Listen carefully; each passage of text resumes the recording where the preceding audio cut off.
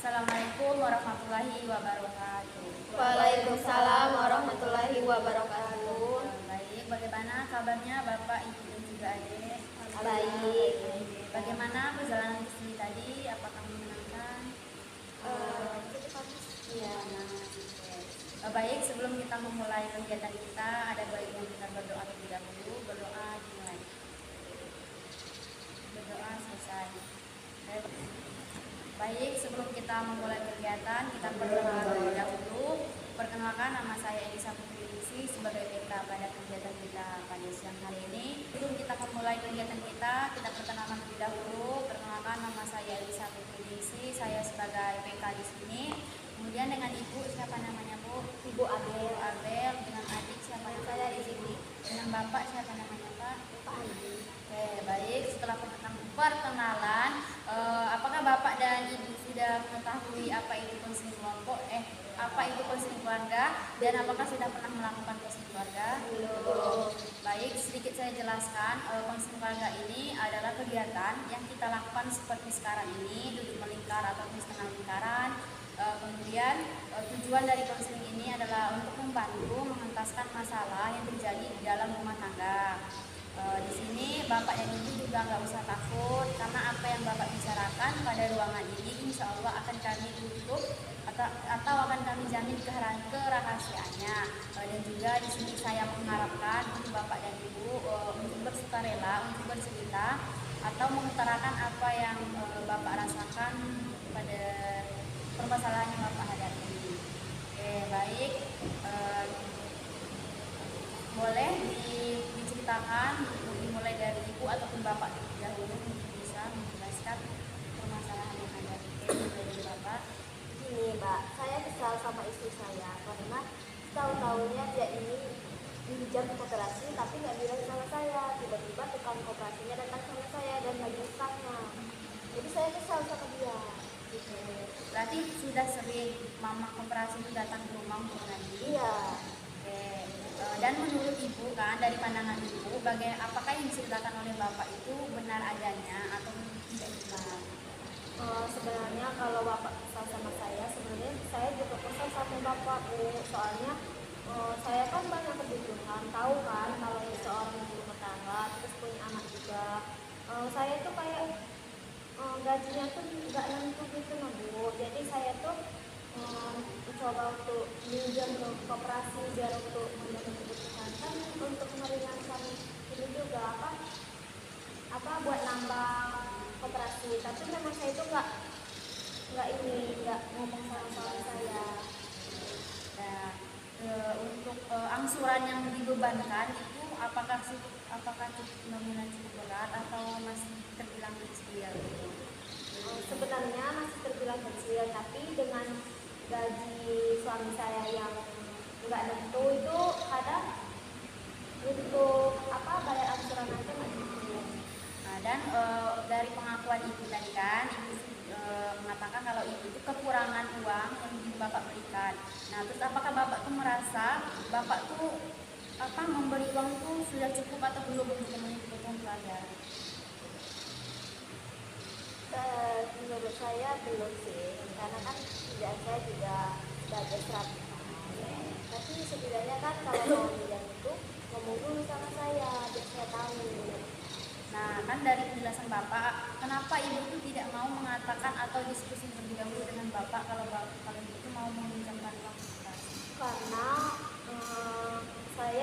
kalau saya ngomong sama suami saya, otomatis suami saya itu nggak ngizinin saya. Jadi daripada nggak diizinin, terus daripada kebutuhan yang di rumah itu nggak cukup, ya udah mending saya pinjam aja di koperasi buat nutupin kebutuhan yang lagi. Kebutuhan yang bersifatnya pribadi atau memang kebutuhan makan pangan sehari-hari yang kadang tuh saya gunain duit yang dari koperasi itu untuk beli makan, untuk kebutuhan sehari-hari. Dan apakah tanggapan Bapak mengenai yang dikatakan itu tadi betul atau tidak? Juga karena dia sempat saya nengok dia itu shopping beli barang-barang pribadi. Nah, jadi Bapak pernah melihat Ibu ini berbelanja atau membeli barang yang bersifatnya pribadi, bukan untuk kebutuhan rumah. Nah, dari tanggapan Ibu, apakah Ibu pernah menggunakan uang itu untuk kebutuhan pribadi? Memang pernah, kan kita sebagai perempuan kan Bu, kita juga punya kebutuhan pribadi. Padahal tuh kan ada ini baju-baju apa itu kan juga saya juga pengen beli gitu, tapi nggak sering kadang-kadang. Setelah kejadian ini, apakah Bapak dan Ibu itu sebelumnya udah pernah ribut masalah koperasi tadi? Sebenarnya pernah, tapi itulah yang buat saya minjam ke koperasi itu nggak ngomong sama suami saya, karena nanti ujung-ujungnya beribut kayak gitu sih Bu. Padahal menurut Adek itu apakah betul yang dikatakan Bapak dan Ibu tadi masalah koperasi dan juga mengenai kebutuhan yang tidak terpenuhi dari Bapak? Tentu sana sering ngomong sama koperasi tidak terpenuhi. Dan apakah untuk biaya Adek di sini kan Adek kan biasanya kan jajan kan, apakah itu sudah dipenuhi belum dari Bapak dan Ibu? Sebenarnya terpenuhi cuma Kurang. Menurut Bapak kan, apakah Bapak tuh bisa nggak bisa memaafkan perlakuan yang dilakukan oleh istri Bapak? kalau untuk hal ini bisa, tapi jangan sampai keulang kembali. Kalaupun mau ya istilahnya tuh ketebasi dulu. Ibu, apakah Ibu sudah menyadari kesalahan yang dilakukan? Iya sih Bu, saya juga menyadari kalau apa yang saya lakukan itu salah. Harusnya saya itu kalau apa-apa tuh nanya sama suami saya, biar dia nggak ini terkejut kayak tiba-tiba kan ada tagihan, ada harus bayar angsuran dulu, padahal dia nggak tahu apa-apa. Saya juga minta maaf sama suami saya, nanti kalau ada apa-apa nanti saya bisa koordinasi dulu sama dulu. Berarti Bapak sama dan Ibu juga sama-sama menyadari kesalahan yang dilakukan. Dan juga untuk Ade, apakah menerima atau bisa memaafkan yang dilakukan oleh Ibu Ade?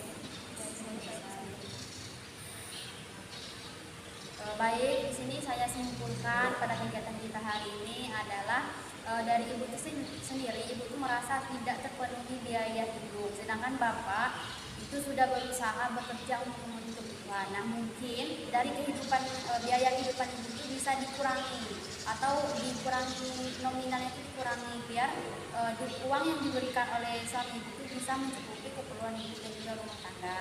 Dan juga untuk masalah pinjam meminjam tadi itu boleh, tetapi Ibu juga harus berdiskusi dengan suami Ibu biar suami Ibu itu tahu untuk apa uang itu dan berapa jumlah nominalnya gitu. Oke, baik, sebelum saya tutup kegiatan kita, silakan untuk Bapak menyampaikan kesannya.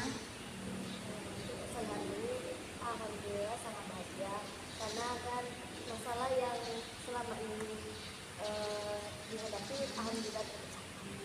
Dan untuk Ibu boleh sampaikan pesannya. Pesan saya semoga suami saya bisa mendapatkan pekerjaan yang lebih baik, terus semoga kedepannya saya juga lebih teliti lagi dalam mengatur keuangan rumah tangga saya. Baik, semoga kegiatan kita hari ini memberikan manfaat bagi kita semua, terutama bagi Ibu dan juga Bapak. Baik, saya tutup kegiatan pada hari ini. Terima kasih atas perhatian dan partisipasinya. Saya ucapkan wassalamualaikum.